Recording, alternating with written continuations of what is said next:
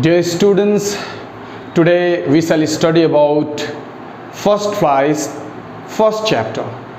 First flight का पहला chapter हम लोग आज पढ़ेंगे क्लास 10th का।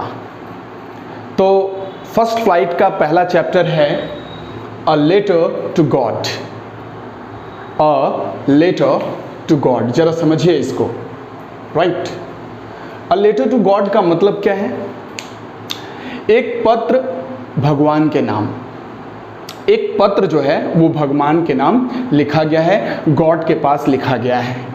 जरा इसे समझने की कोशिश करेंगे हम लोग। क्या रियल लाइफ में ऐसा हो सकता है? क्या हम लोग पत्र भगवान के पास लिख सकते हैं? अगर हम ऐसा करते हैं तो शायद आस पड़ोस के लोग हमें कहेंगे शायद लड़का या आदमी पागल हो गया है। सब लोग यही सोचेगा कि पगला गया है आदमी। अगर हम कभी भी एक पत्र लेटर के नाम गॉड के नाम अगर लिखते हैं तो क्या होगा? सब लोग पागल कहने लगेंगे। बट यहाँ भी कुछ ऐसा ही होता है।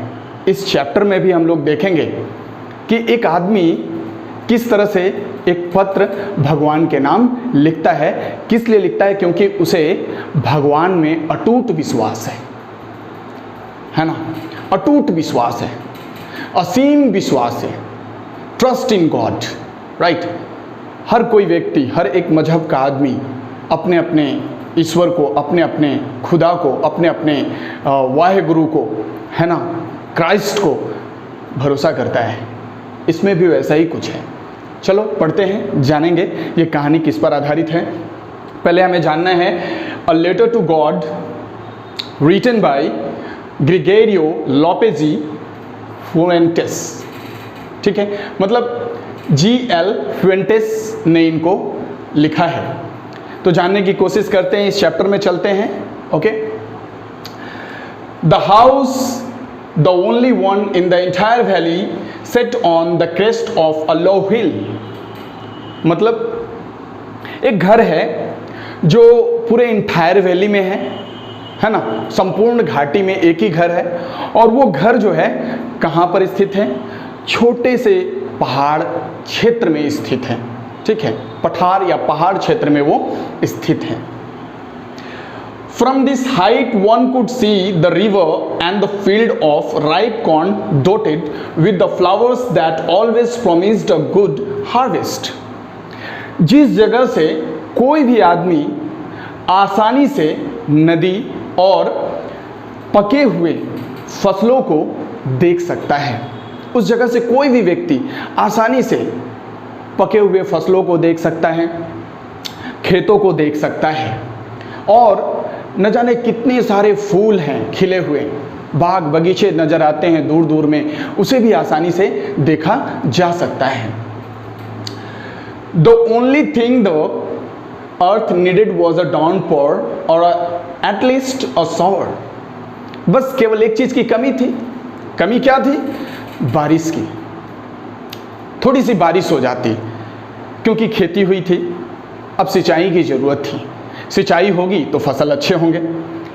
तो बस केवल बारिश की कमी थी, बूंदाबांदी की कमी थी। एक अच्छे बारिश का इंतजार था इस इलाके में।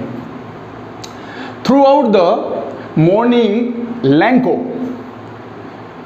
who knew his fields intimately had done nothing else but see the sky towards the northeast। यहाँ पे एक आदमी है जिसका नाम है लैंको, जो सुबह से लेकर शाम तक आसमान की तरफ देखता रहता है। किधर? तो वो नॉर्थ ईस्ट की दिशा में देखता रहता है सुबह से लेकर शाम तक। किस लिए देखता रहता है? इंतजार करता रहता है कि कहीं से कोई बारिश हो जाए, भाई बूंदाबांदी हो जाए। बारिश हो जाएगी तो फसल अच्छी हो जाएगी, इसीलिए वो इंतजार करता रहता था, राह दिखता रहता था वो बारिश होने का। Right, now we are really going to get some water woman. The woman who was preparing supper replied, yes, God willing। वो अपनी पत्नी से कहता है कि सच में लग रहा है कि अब कुछ हम लोग पानी प्राप्त कर सकते हैं, बारिश हो सकती है यहाँ पे। तो उसकी बीवी भी कहती है हाँ हो सकता है, अगर भगवान की कृपा हो, है ना, हो सकता है, यदि खुदा की रहमत हो तो ज़रूर बारिश हो सकती है। The older boys were working in the field while the smaller ones were playing near the house until the woman called to them all, come for dinner. और जो बड़े बच्चे हैं, बड़े लड़के हैं, वे लोग बगल के खेत में काम कर रहे हैं, ठीक है, बगल के खेत में काम कर रहे हैं। और जो छोटे बच्चे हैं वो बगल में, वही आस पड़ोस में वो लोग खेल रहे हैं। वो तब तक खेलते रहते हैं जब तक कि उनकी माँ उन्हें रात के भोजन के लिए पुकारती नहीं है, राइट। तब तक वे लोग खेलते ही रहते हैं, बच्चों का काम ही है खेलना, बचपन इसी को कहते हैं, ठीक है। और जो लोग एल्डर होते हैं, एडल्ट होते हैं, वे लोग मेहनत करते हैं क्योंकि वो बड़े हैं, उनके पास इतनी क्षमता है कि वो काम कर सकते हैं। इसलिए जो बड़े बच्चे हैं वो खेत में काम कर रहे हैं और जो छोटे बच्चे हैं वो लोग पास में खेल रहे होते हैं। और तब तक खेल रहे होते हैं जब तक कि माँ उसे पुकारती नहीं है रात के भोजन के लिए। It was during the meal time just as Lenko had predicted. और ये रात का समय था, रात का भोजन का समय था। उसी समय लेंको को लगता है कि कुछ होने वाला है, कुछ होने वाला है, कहने का मतलब बारिश होने वाली है, ऐसा उसको महसूस होता है, ऐसा उसको रियलाइज होता है। Big drops of rain begin to fall. क्या उसे महसूस होता है? बारिश की बड़ी बड़ी बूंदें जो है गिरने लगी है, ऐसा उसे एहसास होता है, ऐसा उसे महसूस होता है। In the north east huge mountains of clouds could be seen approaching, वो कहता है कि नॉर्थ ईस्ट की दिशा में जो माउंटेन है वहाँ से जो बादल है, बादल जो है दिखाई दे रहा है, इधर ही आता हुआ नजर आ रहा है। इसका मतलब बारिश इधर होने वाली है, ऐसा लेंको को लगने लगता है। लेंको प्रिडिक्ट करने लगता है कि ये बारिश हो ना हो यहीं पे होने वाली है। The air was fresh and sweet, और जो हवाएं थी वो बहुत ही ताज़ी थी और ताज़ा ताज़ा और फ्रेश एयर था, है ना, और मीठा सा लग रहा था, जैसे मन को मंत्रमुग्ध कर दे, ऐसा हवाएं वहाँ पे बह रही थी। The man went out for no other reason than to have the pleasure of feeling the rain on his body, and when he returned he exclaimed, "These are not raindrops falling from the sky, they are now coins." पता है क्या करता है वो अब वहाँ से बाहर निकल आता है, बाहर निकल करके बारिश की बूंदों को फील करने लगता है। वो ऐसा उसे महसूस होता है कि अब उसे बाहर जाना चाहिए और बारिश की बूंदों को फील करना चाहिए, और बड़ा खुशी महसूस होता है, राइट। इसलिए वो बाहर आता है और वो इंतज़ार करने लगता है कि अब बारिश की बूंदें उसके शरीर पे गिरेगी और उससे उसको अच्छा लगेगा, और साथ ही साथ उसे उसका इंतज़ार भी ख़त्म होगा, क्योंकि वो बारिश की बूंदें चाहता था अपने खेत के लिए। अब वो कहता है दे आर नाउ कॉइन्स, कहता है कि वो जो बारिश की बूंदें हैं वो बारिश की बूंदें नहीं हैं, वो कॉइन्स हैं, पैसे हैं, सिक्के हैं। तो कैसे भाई?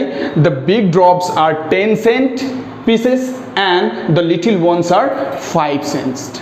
अब जरा समझिए, वो बारिश की बूंदें उसे बारिश की बूंदें नज़र नहीं आ रही है, बल्कि वो बारिश की बूंदें उसे छोटे ड्रॉप्स 5 सेंट्स नज़र आ रहा है, और जो बड़े ड्रॉप्स की बूंदें हैं, मतलब बड़ी बूंदें उन्हें 10 सेंट्स पीस नज़र आ रहा है, और छोटे ड्रॉप्स उसे 5 सेंट्स पीसेस नज़र आ रहा है। दैट मीन्स बड़ा बूंद उसको 10 पैसा नज़र आ रहा है, और जो छोटा बूंदा है उसको वो 5 पैसा कह रहा है। देखो किस तरह से यहाँ पे हम लोग इसके फीलिंग्स को समझ सकते हैं कि ये जो बारिश की बूंदें हैं सच में उसके लिए पैसे हैं।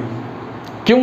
क्योंकि अगर बारिश की बूंदें अगर उस पर पड़ती है, बारिश होती है, तो डेफिनेटली उसका फसल अच्छा होगा और उसे बेचकर वो बहुत अच्छे धन कमाएगा, बहुत पैसा कमाएगा और अपने जीवन यापन को निर्वाह करेगा।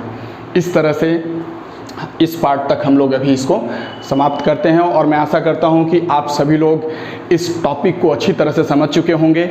और इसके बाद का जो पार्ट है मैं नेक्स्ट वीडियो में, नेक्स्ट लिंक में आप लोगों को मैं सेंड करूंगा। तब तक के लिए धन्यवाद। सुखी रहिए, खुश रहिए और मस्त रहिए। Thank you, bye, take care.